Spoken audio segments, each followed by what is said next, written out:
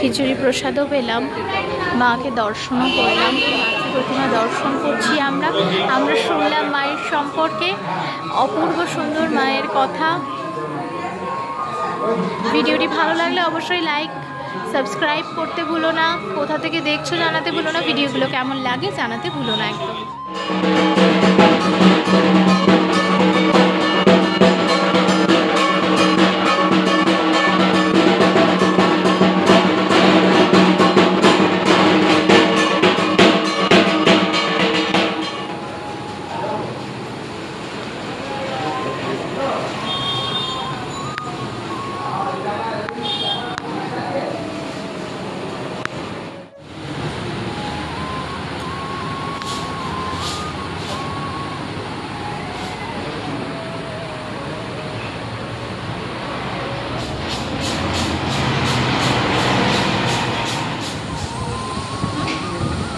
বল। মিষ্টি গীত স্মৃতি সকলকে স্বাগত আরও একটি নতুন ভিডিওতে হাজির হলাম আমরা। আজ আমরা চলে এসেছি ইলছুবা হুগলি। এখানে আমরা দর্শন করতে এসেছি শ্রী শ্রী গণেশ জননী মাতা। মাকে আমরা দর্শন করছি, মা আমাদের সামনে রয়েছেন। মায়ের সম্পর্কে আমরা জানবো, আমাদের সঙ্গে থাকো, পুরো ভিডিওটা দেখতে থাকো। মার এখানে বেশ ছোটোখাটো মেলাও বসে, কীভাবে আসবে সবটাই বলে দেবো, আমাদের সঙ্গে থাকো, পুরো ভিডিও দেখতে থাকো। পুজো শুরু হয় জামাই ষষ্ঠী থেকে এবং মা থাকেন দশমী অবধি। মানে দুর্গা পুজো যেরকম মা থাকেন 4-5 দিন, ঠিক সেরকমই এখানে মা গণেশ জননীও সেভাবেই থাকেন।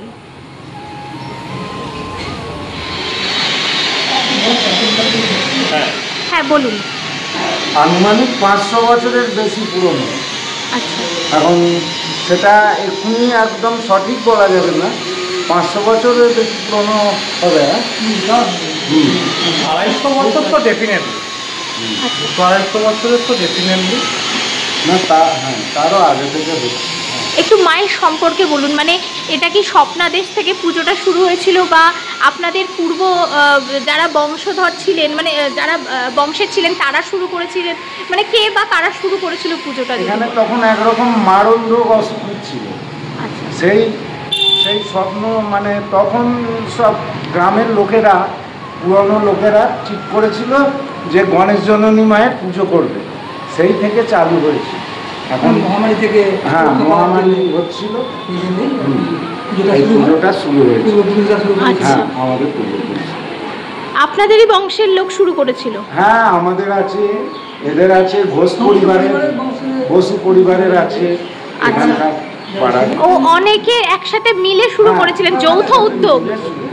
আচ্ছা, এবং আমরা যতদিন জেনেছি যে হুগলি জেলায় মাত্র 2টি পুজোই হয়। আচ্ছা, আমরা জেনেছিলাম যে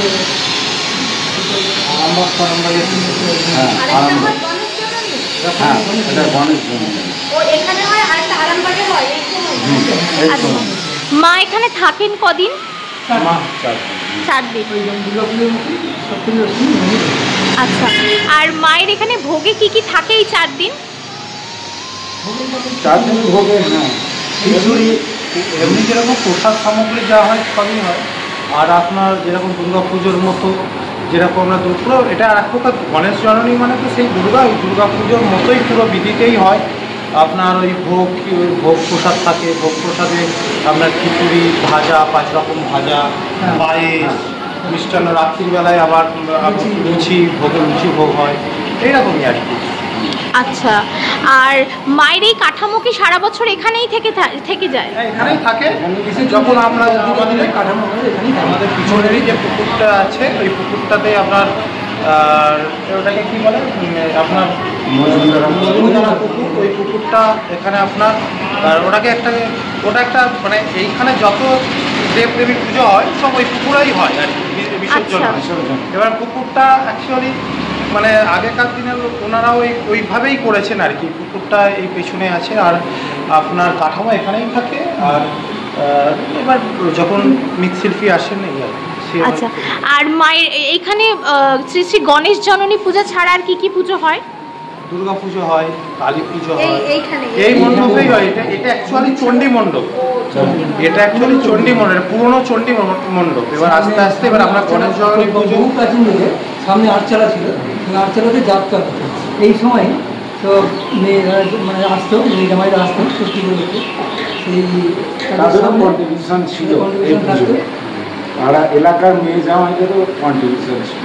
আচ্ছা, বা এখনো আছে। সেই আটচালা থেকে আমরা আবার এটা আমাদের হ্যাঁ দেখলাম এটা পুনর্নির্মাণ করা হয়েছে, সেটা লেখা রয়েছে। হ্যাঁ লেখা রয়েছে, দেখলাম সেটাই। ওইখান থেকে আপনি বুঝতে পারবেন ওইটা আমাদের খুব ইম্পর্টেন্ট। ওটা আমরা কবে ওই আটচালাটা যে কবে আটচালাটা ধরুন বছর 8-10 বছর বাদে বাদে রিপেয়ার করতে হতো, কিন্তু মানে আটচালা থেকে আমরা কবে করেছি সেটা পুরোটা লেখা রয়েছে। আচ্ছা, এবং এখানে পুরো গ্রামের লোকের জন্যই ইনভলভমেন্ট, মানে এটা কোনো পাড়া বা ব্যক্তি এরকমভাবে নয়, প্রতিটা গ্রামের প্রতিটা পাড়ার লোকেরাই এর মধ্যে কিন্তু ইনভলভমেন্ট হয়, সবাই মিলে মিশে একটা পুজো হয় আর কি। আচ্ছা, আপনাদের নামটা যদি একটু বলেন।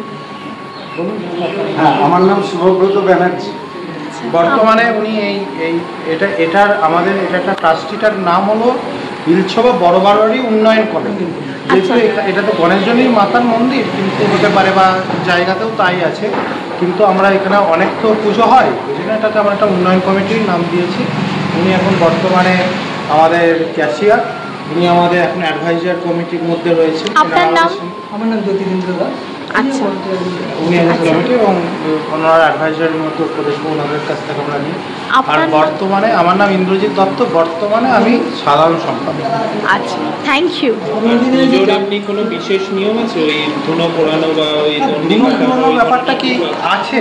এবার মানে ধুনো পুরোনোটা কি হয়, অনেক মানত করে, মানে এটা ব্যক্তিগত হিসাবে তো নয়। এবার কেউ যদি ঠাকুরের মায়ের কাছে বলে যে আমি এবারে ধুনো পোড়াবো, সেটা সেই ব্যবস্থা একটা হয়। আর এই গণেশজনী নাট্য সমাজ একটা পরে গড়ে উঠেছিল, প্রথমে যাত্রা হতোই, পরে গণেশজনী নাট্য সমাজ গড়ে উঠেছিল। আমাদের পাড়ারই ছেলেমেয়েরা সব নাটক করতো, বহুদিন ধরে হতো।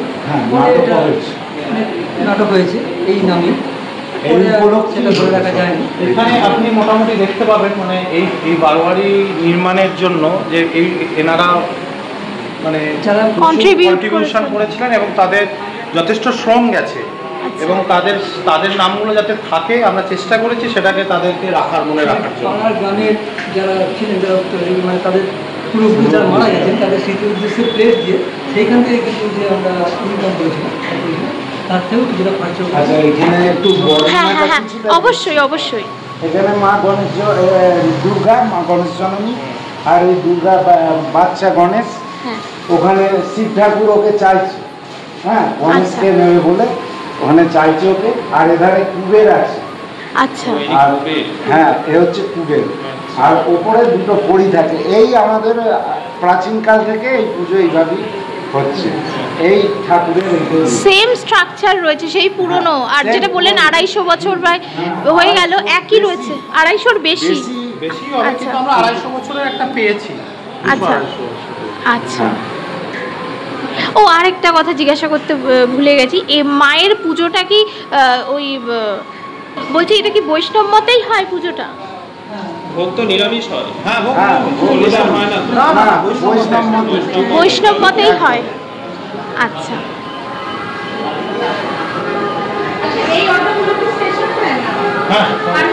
মায়ের মন্দিরের পাকা দেবালয় হয়েছিল 1393 বঙ্গাব্দে, 1986 খ্রিস্টাব্দে।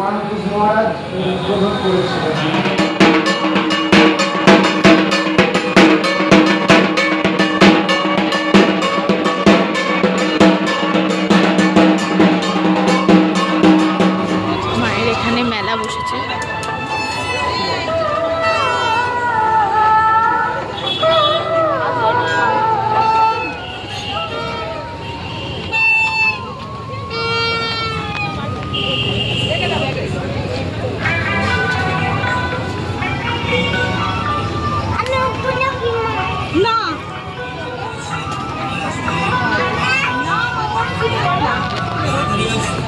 দেখুন, পছন্দ করুন, মাত্র 60 টাকার বিনিময়ে নিয়ে যান আপনার মনের মতো পছন্দের জিনিস। জিনিস দেখছেন, দেখুন, জায়গার জিনিস জায়গায় রাখুন, অন্যত্র রাখবেন। বিক্রিত মাল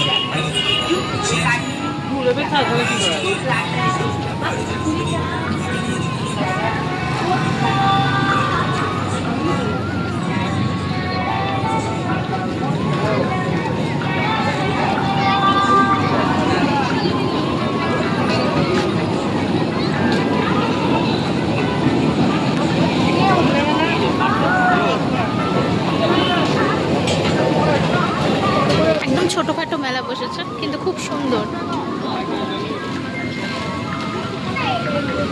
আর আরতির জন্য মায়ের যে ভোগ হবে তার জন্য লুচি বেলা হচ্ছে।